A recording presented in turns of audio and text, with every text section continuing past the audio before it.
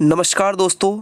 RTE 2009, RTE 2011, 2020 की जो राष्ट्रीय शिक्षा नीति है, इसके जो महत्वपूर्ण क्वेश्चन है वो आज हम करने वाले हैं। पहला क्वेश्चन है आपका, आरटीई अधिनियम 2009 को कौन सी धारा में यह उल्लेख है कि प्रत्येक राज्य अपनी आरटीई की नियमावली बनाएगा।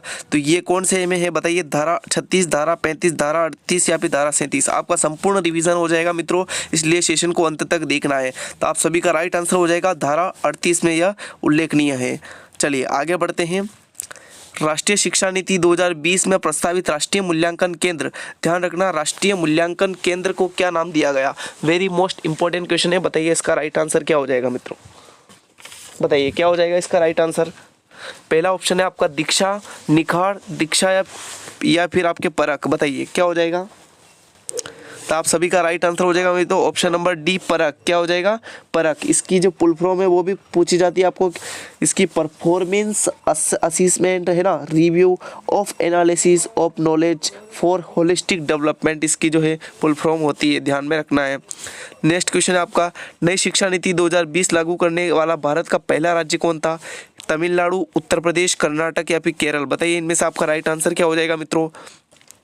पहला राज्य जो है आरटी नई शिक्षा नीति 2020 लागू करने वाला वह था कर्नाटक। ऑप्शन नंबर आप सभी का सी बिल्कुल करेक्ट रहेगा। चलिए क्वेश्चन नंबर 4 का राइट आंसर बताइए मित्रों।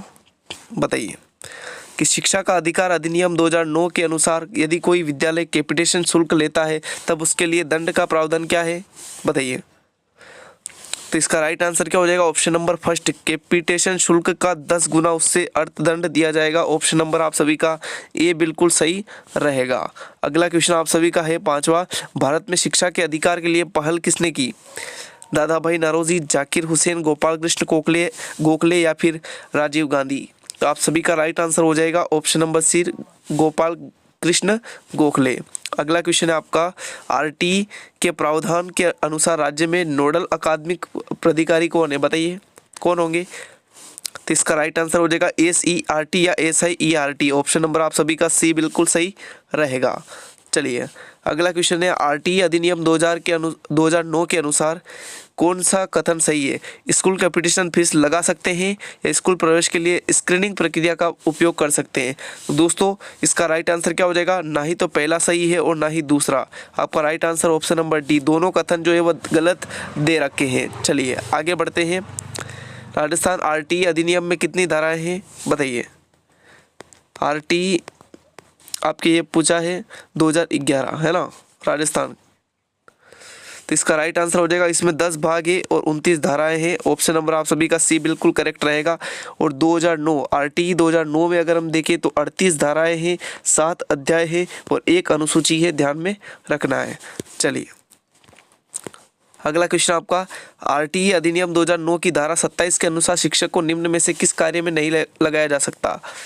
10 वर्षीय जनगणना, चुनाव कार्य, आपदा राहत कार्य, पल्स पोलियो अभियान। बताइए आपका राइट आंसर क्या हो जाएगा? तो आपको याद रखना है दोस्तों, जे से याद रखना है आपको जनगणना, जे से याद रखना है जनगणना, और ए से याद रखना है आपदा, ए से याद रखना है आपदा, और सी से याद रखना है चुनाव। इन 3 चीज़ों के अलावा आपके जो है कहीं पे भी नहीं लगाया जाएगा। तो आपका राइट आंसर क्या हो जाएगा? पल्स पोलियो अभियान। ऑप्शन नंबर डी आपका बिल्कुल सही रहेगा। चलिए आगे बढ़ते हैं।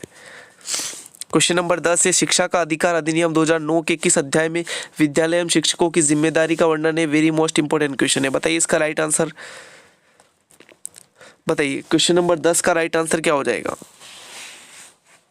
तो इसका राइट आंसर आपके ऑप्शन नंबर डी हो जाएगा, अध्याय नंबर 4, और ये सबसे बड़ा अध्याय आपके है ना। चलिए आगे बढ़ते हैं अगले क्वेश्चन की ओर।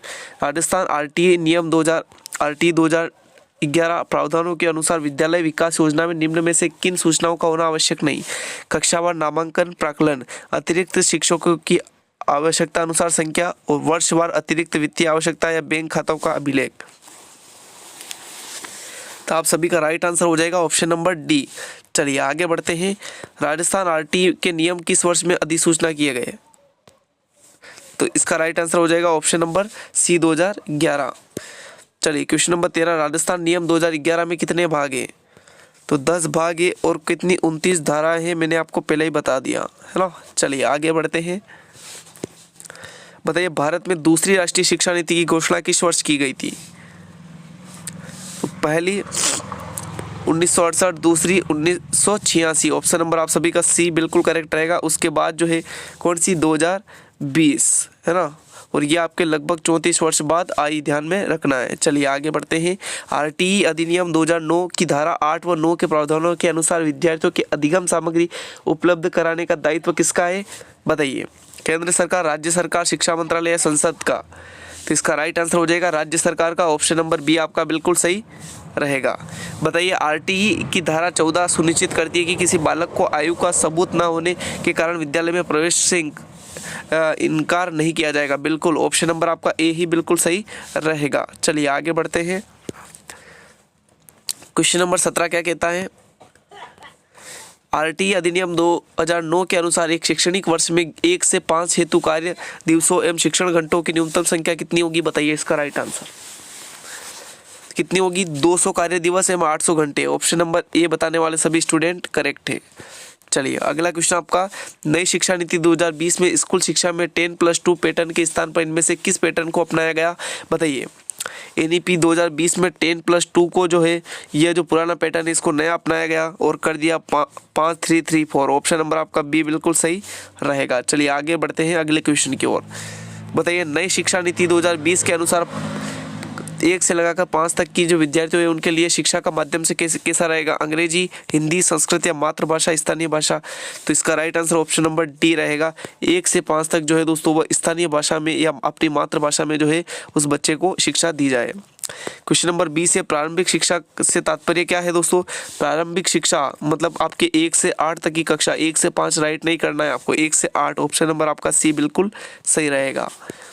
एनईपी 2020 के अनुसार ईसीसीई का पूर्ण रूप क्या है, बताइए। तो इसका अर्थ है ईसीसीई का प्रारंभिक बाल्यावस्था, देखभाल और शिक्षा। ऑप्शन नंबर आपका ए बिल्कुल सही रहेगा। 21 प्रश्न थे, आपको कितने सही हुए एक बार कमेंट करके ज़रूर बताएं, और अच्छे लगे प्रश्न तो इस सेशन को लाइक ज़रूर करें। मिलते हैं नेक्स्ट पार्ट में, धन्यवाद।